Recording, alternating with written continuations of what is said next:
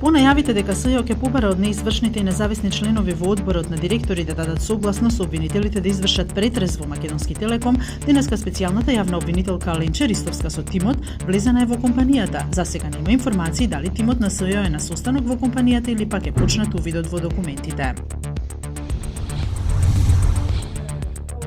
Седницата на која судскиот совет требаше да го разгледува разрешувањето на поранешниот судија Јордан Митриновски се одложи за 11 мај.